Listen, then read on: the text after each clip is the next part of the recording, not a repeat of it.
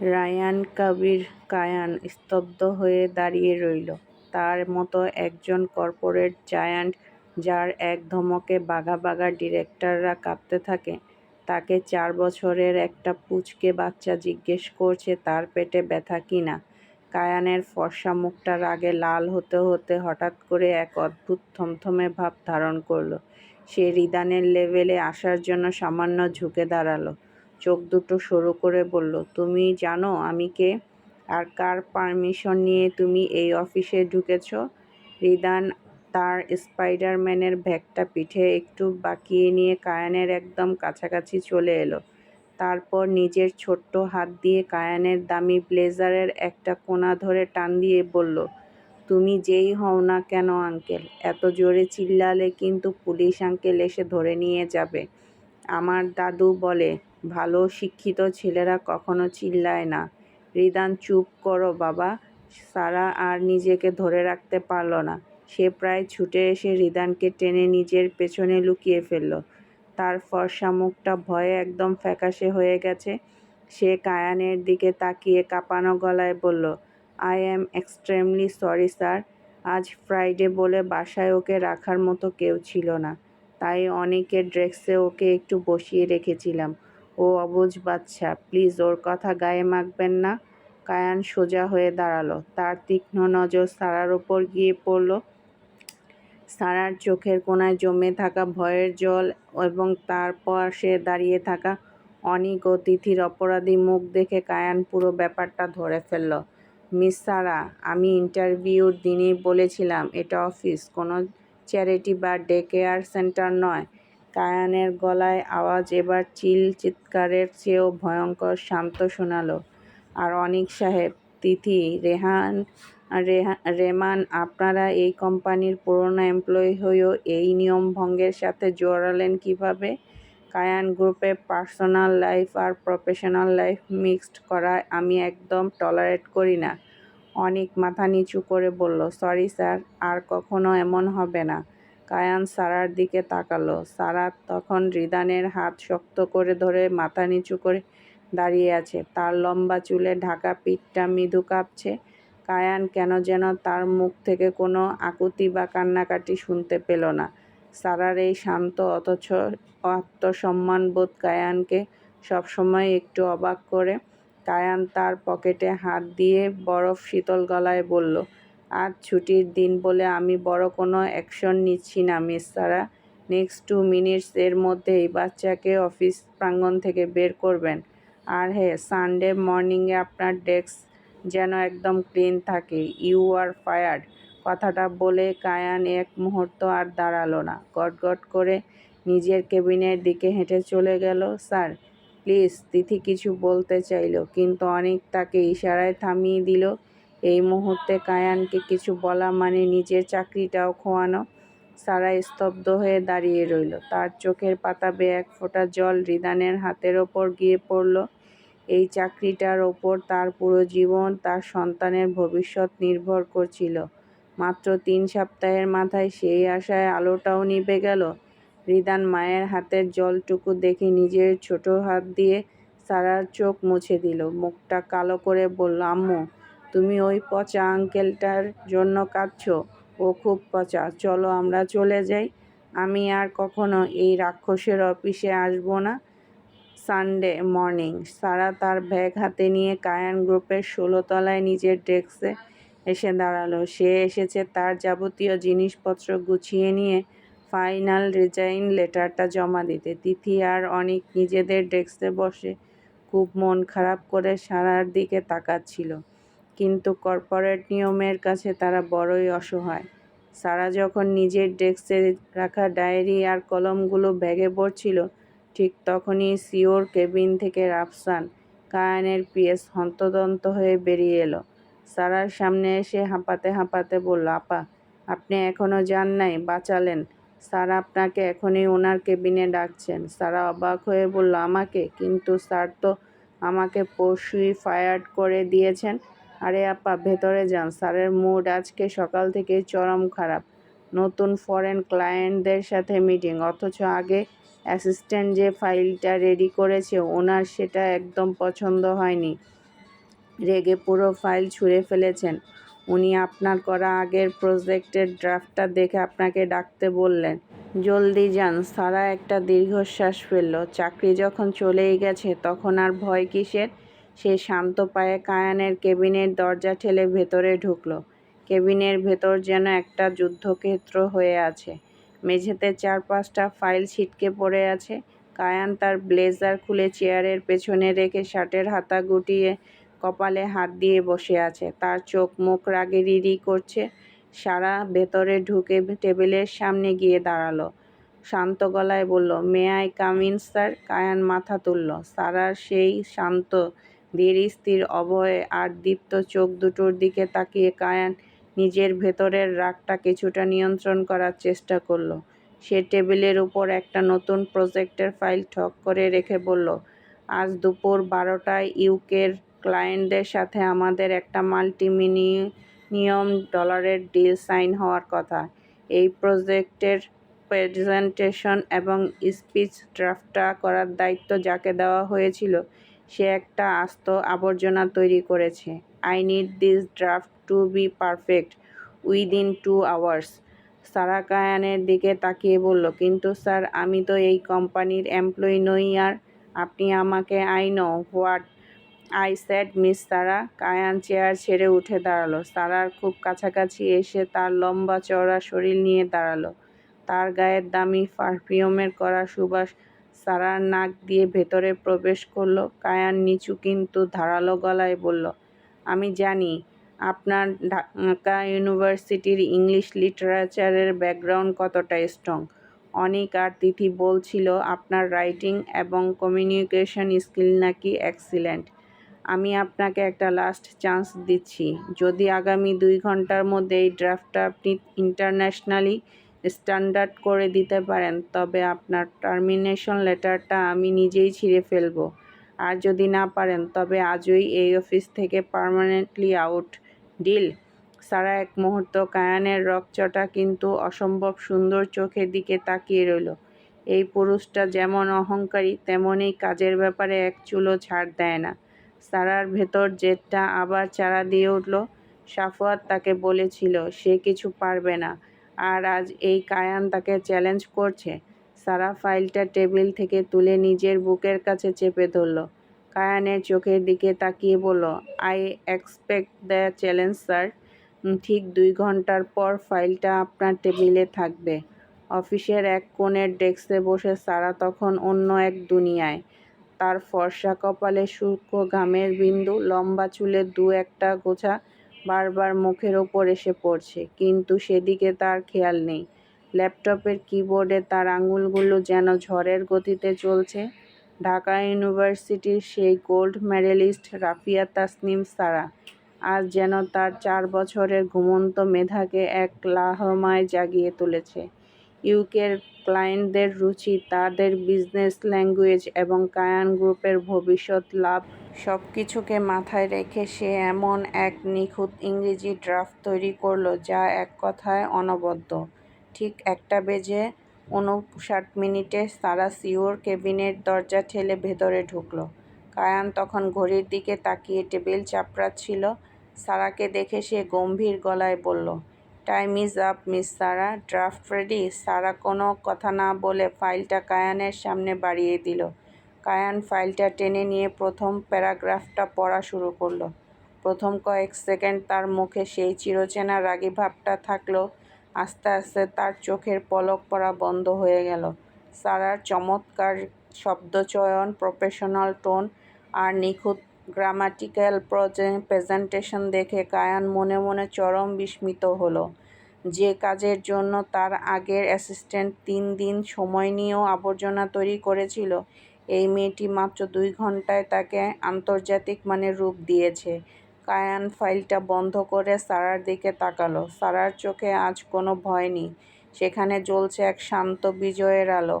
Not bad miss Sara. Kayan নিজের অহংকার ধরে রেখে হালকা গলায় বলল, আই মাস্ট সে আপনার ইংলিশ ব্যাকগ্রাউন্ড সত্যিই স্ট্রং। আপনার টার্মিনেশন লেটারটা আপাতত হোল্ডে রইল। বি রেডি, লাঞ্চের পরেই মিটিং। সারা মনে মনে এক বিশাল স্বস্তির নিঃশ্বাস ফেলল। সে কায়ানকে একটা ছোট্ট ধন্যবাদ দিয়ে কেবিন থেকে বেরিয়ে এলো। দুপুরে সেই মিটিংয়ে কায়ানের যখন সারার তৈরি করা সেই ড্রাফট আর প্রেজেন্টেশনের ক্লায়েন্টদের সামনে তুলে ধরল, ইউকের প্রতিনিধি দল এতটাই ইমপ্রেসড হলো যে তারা এক বাক্যে মাল্টি-মিলিয়ন ডলারের প্রজেক্টে সাইন করে দিল। মিটিং শেষে ফরেন ক্লায়েন্টরা কায়ানের হাত ঝাঁকিয়ে বলল, মিস্টার কায়ান, আপনার কোম্পানির এই নতুন প্রজেক্ট নোটটাকে তৈরি করেছে। This is excellent. কায়ান এক মুহূর্তের জন্য পেছনের লাইনে দাঁড়িয়ে থাকা সায়ার দিকে তাকালো, তারপর ক্লায়েন্টদের দিকে ফিরে মৃদু হেসে বলল, আমার executive assistant miss Rafia. Meeting শেষ করে কায়ান যখন নিজের কেবিনে ফিরে এলো তখন তার মেজাজটা অন্য দিনের চেয়ে অনেকটাই ফুরফুরে, তবে তার মাথার এক কোণে এখনো ঘুরপাক খাচ্ছে সেই 4 বছরের বাচ্চার পাকা পাকা কথাগুলো। তুমি এত সুন্দর দেখতে কেন? কিন্তু তুমি এত চিল্লাচ্ছ কেন? কায়ান আয়নায় নিজের রিফ্লেকশন দেখল। সত্যি কি সে একটু বেশি চিল্লায়? কায়ান নিজের অবচেতন মনেই একটা মৃদু হাসল, যা তার এই রকচটা চেহারার সাথে একদমই যায় না। ঠিক তখনই তার ফোনটা বেজে উঠল। স্ক্রিনে তার মায়ের নাম ভেসে উঠতেই কায়ানের মুখের হাসি মিলিয়ে গেল। সে ফোনটা রিসিভ করে গম্ভীর গলায় বলল, হ্যাঁ মা, বলো। ওপাশ থেকে তার মা কান্নাকাটি জড়ানো গলায় বললেন, কায়ান, তুমি কি আগামী শুক্রবারেও বাড়ি আসবি না? তোর বাবা তোকে দেখার জন্য ছটফট করছে। আর শোনো, এবার কিন্তু পাত্রীপক্ষ সরাসরি আমাদের বাড়িতে আসবে। মেয়েটা খুব ভালো, শান্ত। মা, আমি তোমাকে কতবার বলেছি, এসব মেয়ে দেখার পালায় আমি নেই। কায়ান আচমকায় চিৎকার করে উঠল। তার চোয়াল শক্ত হয়ে গেল। পৃথিবীর সব মেয়েরা এক জাস্ট গোল্ড ডিগার। টাকার গন্ধ পেলে এরা পায়ে এসে লুটিয়ে পড়ে, আর কাজ ফুরিয়ে গেলে পিঠে ছুরি মারে। আমার লাইফে কোনো মেয়ের দরকার নেই মা। I just hate them. Kayan ঝট করে ফোনটা কেটে টেবিলের উপর ছুঁড়ে মারল। রাগ আর পুরনো কোনো এক তিক্ত স্মৃতির যন্ত্রণায় তার বুকটা হাঁপাতে লাগল। সে ধূপ করে চেয়ারে বসে কপালে হাত দিয়ে চোখ বন্ধ করল। ঠিক তখনই কেবিনের দরজায় হালকা টোকা পড়ল। Sir, coffee. সারার শান্ত কণ্ঠস্বর শুনে কায়ান চোখ খুলল। সারা কফির মগটা টেবিলের উপর রাখল। কায়ানের এই চিৎকার আর মেয়েদের প্রতি তার এই চরম ঘৃণা সারা দরজার ওপাশ থেকেই শুনতে পেয়েছে। কায়ানের মতো এত বড় ধনী আর সুদর্শন একজন পুরুষ কেন মেয়েদের এতটা ঘৃণা করে, এটা ভেবে সারার মনে মনে বেশ কৌতূহল হলো। তবে সে নিজের সীমা জানত, তাই কোনো মন্তব্য করল না। সারা যখন চলে যেতে উদ্যত হলো তখন কায়ান হঠাৎ করেই তাকে ডেকে থামালো। মিস সারা। সারা ঘুরে দাঁড়ালো। জি স্যার। কায়ান কফির মগে একটা চুমুক দিয়ে সারার দিকে তীক্ষ্ণ চোখে তাকালো। তার লম্বা পিঠময় ছড়ানো কালো চুল আর শান্ত ফর্সা মুখের দিকে তাকিয়ে কায়ান ধীর গলায় জিজ্ঞেস করল, আপনার ওই ছেলে কি যেন নাম ওর? সারা কিছুটা চমকে গেল। কায়ান বাচ্চার নাম জিজ্ঞেস করছে, সে সাবধানে বলল, সাফওয়ান জাওয়াদ রিদান। স্যার, রিদান। কায়ান নামটা একবার উচ্চারণ করল, তারপর সামান্য বাঁকা হেসে বলল, বাচ্চাটা বড্ড বেশি কথা বলে। 4 বছর বয়সেই এত পাকা পাকা কথা কোত্থেকে শিখেছে? ও কি সবসময় এমন চঞ্চল? ছেলের কথা শুনতেই সারার চোখে এক মাতৃত্বের কোমল আলো ফুটে উঠল। সে মৃদু হেসে বলল, জি স্যার, ও একটু চঞ্চল, আর ওর মুখের ওপর কথা বলার অভ্যাস। আসলে ও খুব একা তো, তাই সবার সাথে কথা বলে বন্ধুত্ব করতে চায়। কায়ান সারার মুখের সেই সুন্দর পবিত্র হাসিটার দিকে তাকিয়ে এক মুহূর্তের জন্য স্তব্ধ হয়ে রইল। কায়ানের মনে হলো এই হাসির পেছনে কোনো ছলনা নেই, কোনো স্বার্থ নেই। কিন্তু কায়ান পরক্ষণেই নিজেকে সামলে নিয়ে আবার সেই কঠোর রূপ ধারণ করল। সে মুখটা ঘুরিয়ে ফাইলের দিকে তাকিয়ে বলল, ওকে, তবে মনে রাখবেন অফিসে যেন আর কখনো ওকে না দেখি। আপনি এখন আসতে পারেন। সারা কেবিন থেকে বেরিয়ে হয়ে এলো। তার মনে হলো এই রকচটা আর কঠিন মানুষটার ভেতরে হয়তো এমন কোনো গল্প লুকিয়ে আছে যা বাহিরের কেউ জানে না। কেটে গেছে আরও 2 সপ্তাহ। কায়ানের অফিসের কাজের চাপ এখন আকাশচুম্বী। সারাকে এখন প্রায় প্রতি রাতেই 8টা-9টা পর্যন্ত অফিসে থাকতে হচ্ছে। তবে ভালো দিক হলো কায়ান আর আগের মতো কারণে অকারণে সারার ওপর চিৎকার করে না। সারার নিখুঁত কাজ আর শান্ত স্বভাবের কারণে কায়ান নিজের অজান্তেই তার প্রতি কিছুটা নরম হতে বাধ্য হয়েছে। যদিও মুখে সেই গম্ভীর আর রকচটা ভাবটা সে 16 আনা বজায় রাখে। সেদিন রাত 8টা। অফিসের প্রায় সবাই চলে গেছে। ফ্লোরের সেন্ট্রাল এসি বন্ধ। শুধু সিওর কেবিন আর সারার ডেস্কে আলো জ্বলছে। সারা ল্যাপটপে আগামীকালের একটা শিডিউল মেলাচ্ছিল। ঠিক তখনই তার ফোনটা টেবিল ভাইব্রেট করে উঠল।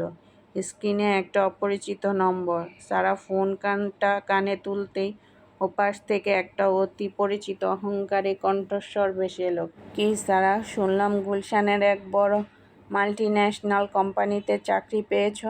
তা কার পা ধরে এই চাকরিটা জোটালে? আমার পা থেকে এক কাপড়ে নেমে গিয়ে এখন পরপুরুষের অফিসে রাত-বিরেত পর্যন্ত কী করছো শুনি? সাফওয়াত জাওয়াদের এই নোংরা ও বিষাক্ত কথাগুলো শোনামাত্রই সারার হাত-পা ঠান্ডা হয়ে এলো। তার ফর্সা মুখটা অপমানে আর রাগে থরথর করে কাঁপতে লাগল। সে দাঁতে দাঁত চেপে নিচু গলায় বলল, সাফওয়াত, মুখ সামলে কথা বলো। তোমার সাথে আমার সব সম্পর্ক শেষ। আমি আমার যোগ্যতায় চাকরি করছি। যোগ্যতা? হা হা। ওপাশ থেকে সাফওয়াত কুৎসিতভাবে হেসে উঠল। তোমার মতো একটা ডিভোর্সি বাচ্চার মাকে কোন কোম্পানি এমনি এমনি চাকরি দেয় রে সারা? নিশ্চয়ই সিওর সাথে অন্য কোনো গল্প ফেঁদেছ। শোনো সারা, এত সহজে পার পাবে না। তুমি আমাকে ডিভোর্স নোটিশ পাঠিয়েছ কত বড় সাহসে? আমার ছেলেকে নিয়ে তুমি ওই অনিক আর তিথির দয়ায় চলছ?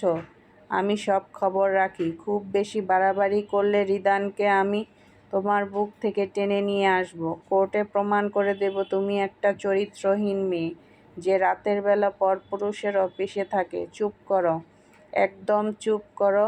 সারার চোখ দিয়ে টপ টপ করে জল গড়িয়ে পড়ল। রিদানকে কেড়ে নেওয়ার কথা শুনতেই তার মাতৃত্বের ভেতরটা যেন কেঁপে উঠল। সে ফোনটা কেটে দিয়ে টেবিলের উপর মাথা রেখে ফুঁপিয়ে কেঁদে উঠল। সংসার ভাঙার কষ্ট সে সয়ে নিয়েছে। স্বামীর পরকীয়া সে মেনে নিয়েছে, কিন্তু একজন মাকে এভাবে কলঙ্কিত করা আর সন্তান কেড়ে নেওয়ার হুমকি সে নিতে পারছিল না। ঠিক তখনই কায়ান নিজের কেবিনের দরজা খুলে বাহিরে বেরিয়ে এসেছিল।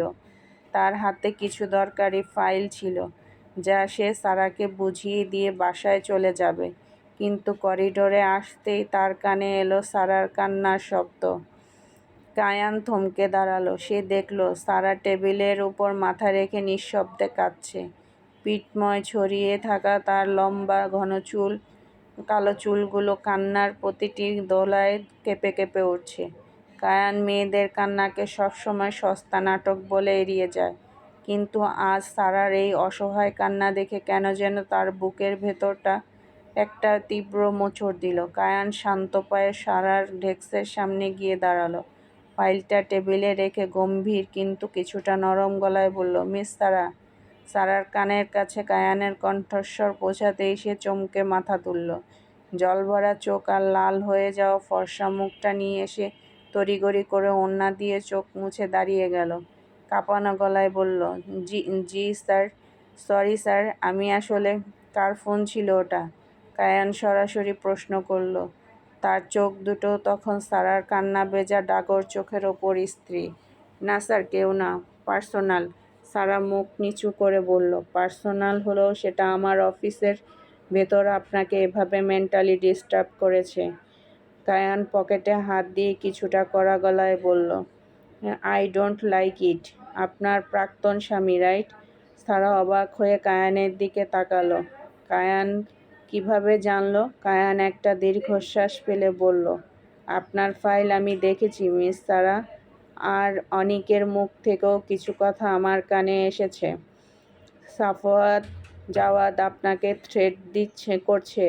সারা আর নিজের ভেতরের আবেগ ধরে রাখতে পারল না। সে মাথা নিচু করে ভাঙা গলায় বলল, ও আমার রিদানকে কেড়ে নিতে চায় স্যার।